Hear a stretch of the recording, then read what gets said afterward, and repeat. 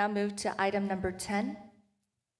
I'd like more clarification regarding this item, maybe from Reggie or whomever from staff can answer questions. This is a $700,000 to $750,000 project, but this in particular only takes into account $450,000. Can you please explain the difference in what this project is? Sure. Tim Kellums, Public Works Utilities. The idea here is that we would use a guaranteed maximum price, so the consultant would come on board and do public engagement to figure out exactly the scope of the project, mostly engaging with the community. Central Riverside Park is one of our highest used park, and we envision this being a highly used playground. Didn't want to move forward without having a robust amount of public engagement with that, given the size and intended and expected use for the playground. Figured that we would need to use 2026 funding to help supplement this. The guaranteed maximum price that we had planned to have in this RFQ would then come back to City Council for approval, and then we would initiate 2026 money at that time, and then the project would get rolling further. So most of this upfront work is to do public engagement, figure out exactly what the community wants, get a pretty good idea on what the design should be.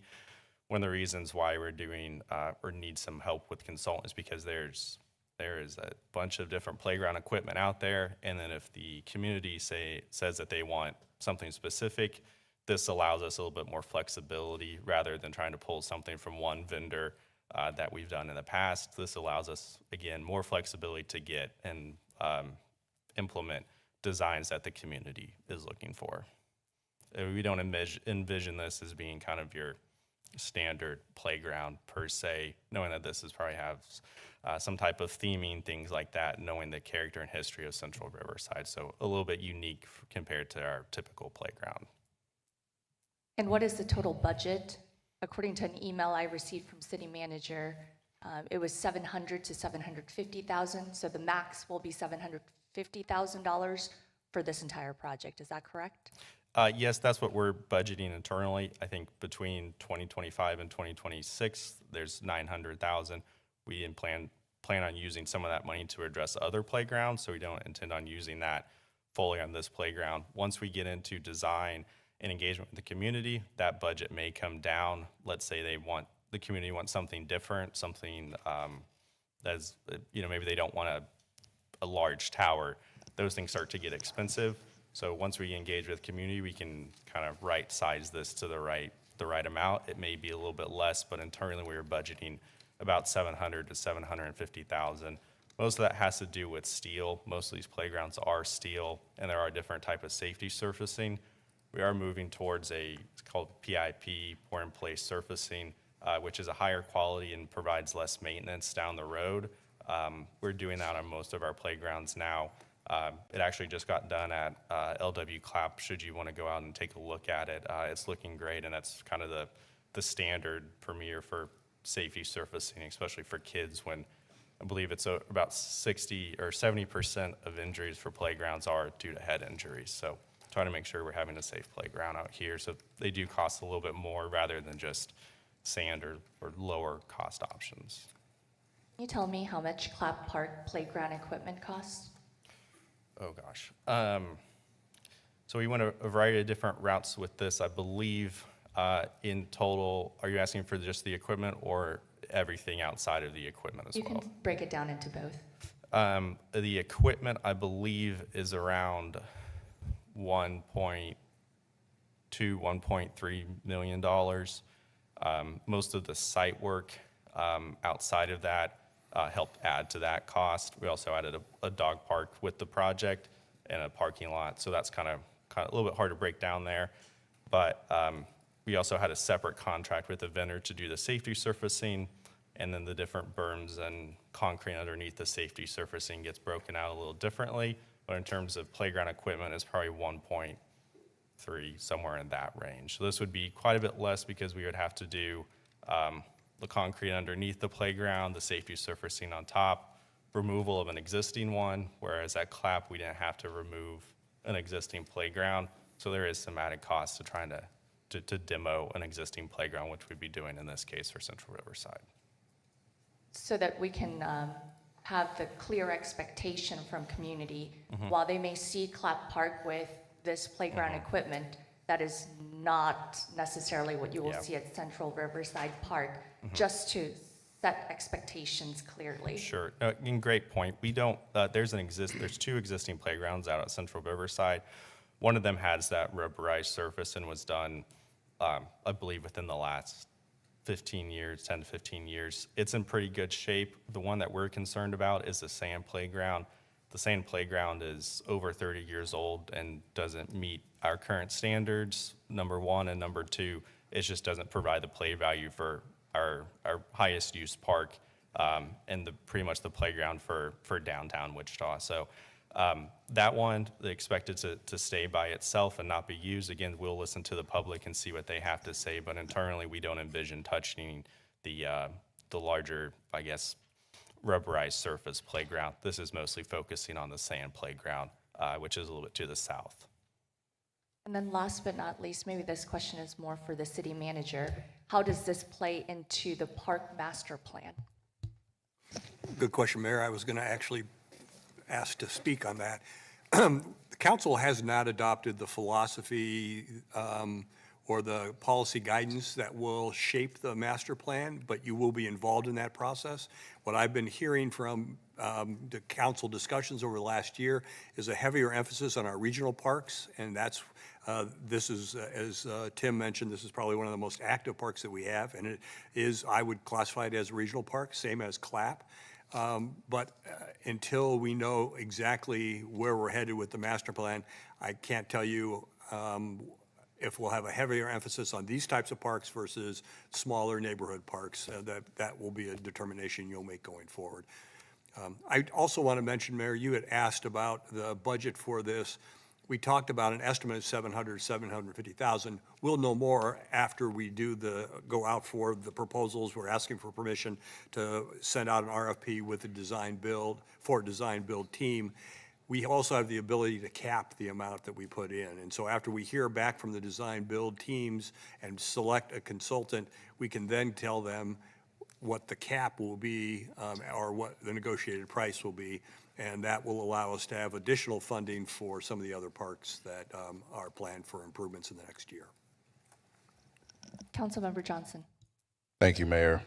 Tim, appreciate the presentation. I just want to add to the public dialogue. We love the rocket at Riverside, and more rockets are not a bad thing. So as people discuss what they want, would love to see more rockets at Riverside. We'll be happy to share the safety guidelines that we have for playgrounds.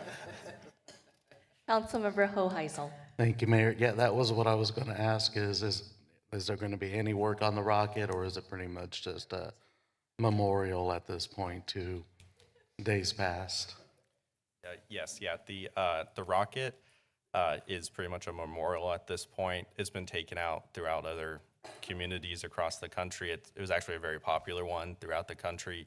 I don't know many of them that still have them left, but I'm glad that we still have ours, at least for memory for everyone. But no, unfortunately, does not meet safety standards to play on. Okay, I appreciate that. Thank you. And then last question, just want to make sure, since it was mentioned that $900,000 would be allocated for playgrounds in the whole system, and a good chunk would go to Central Riverside Park, have we planned well enough to take care of the other parks and their playgrounds with that amount? Yes, yeah, we have a number of, kind of the current plan right now is to try to address sand playgrounds. That's kind of the biggest thing. The sand playgrounds, they don't provide impact attenuation, which is basically for those head injuries and fall injuries, as well as the rubberized surface and the wood chips, I guess you could say. So our target right now is to address all of the sand playgrounds as we can. Again, doing new playgrounds tends to get expensive, but we do have repairs throughout the system to different rubberized surfaces or things along those lines. So we try to address those as well, trying to find that right balance between replacement and then making those necessary repairs to different surfaces throughout this park system. As I mentioned, this one, Central Riverside is one of the oldest, if not the oldest, playground in our park system right now. A few years ago, we took care of O.J. Watson Park, which was at the time one of the oldest ones. So we're slowly going through and checking off and getting through those same playground. Again, most of them are pretty costly to do. So generally, we are only able to address one playground and then try one replacement playground and try to kind of take care of those other, I wouldn't say call them low-hanging fruit, but they still make an impact, but we don't have enough to fully repair or replace a new one. So in this case, given the size and complexity and the impact or the usage that we feel at Central Riverside, thought that allocating 2 years worth would be important and seen as value to the community given the high use at the playground. We do plan to utilize, I believe, Evergreen Rec Center, one of their playground or their safety surfacing there. That is also on our list to replace. So there are smaller projects that we are checking off with this money. Thank you, Tim. And City Manager, you mentioned you're hearing obviously from this council more emphasis on regional parks. Can you address which ones are regional parks? I think I need Reggie's help on that. Thank you. I know that we have roughly 120 parks, so I would like to know what you consider regional parks, Reggie. So what we consider when we look at some of, as regional park, are going to be our larger gathering spaces that we have. McAdams Park will be one of them, LJ. Clapp will be one, Watson Park, Central Riverside will be another location that we consider are kind of the larger ones that we have in our system. Buffalo also. Yeah, Buffalo will be a larger one also. Evergreen? Evergreen is considered more of a community park than a larger regional park. O.J. Watson? Yes. Okay. Thank you very much. Welcome. I see no further questions for staff. We'll now open it up for public comment regarding this item.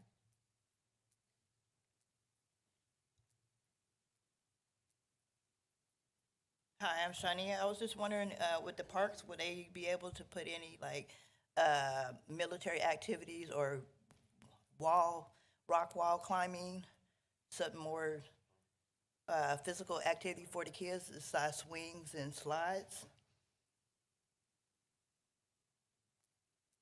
Councilmember Ballard. Thank you, Mayor. To the speaker's point, we do have the National Fitness Court over at the Pat Garcia Park over on the north end that you use all of your own body weight to get a full body workout. It's very impressive. I would highly encourage you to check it out. Okay. Councilmember Johnson. Thanks, Mayor. To the point of your question, there's going to be a lot of public engagement going forward on that. So I know Tim hears that, but if you ever attend any of the meetings or any way that they're taking that feedback, definitely share that. Any further comments?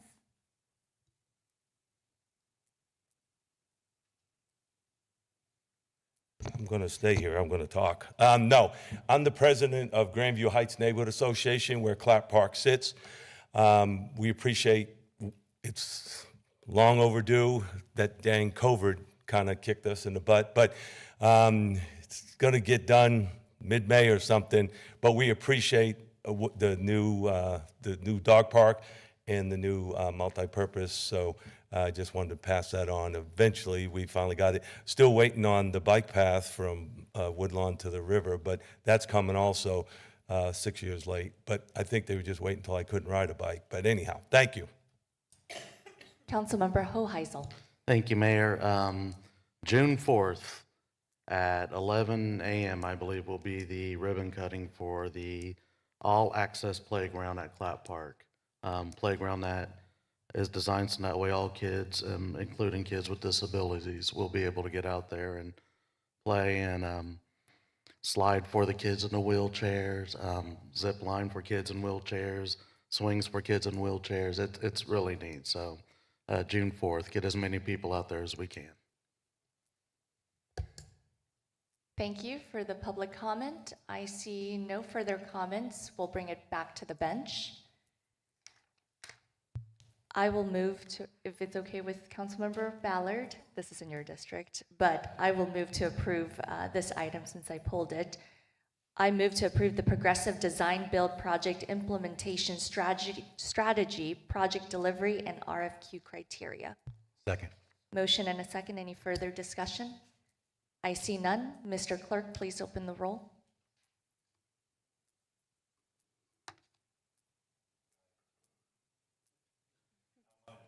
Yeah, none of ours work.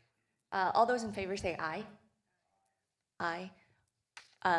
Motion passes 7-0. Mr. Clerk,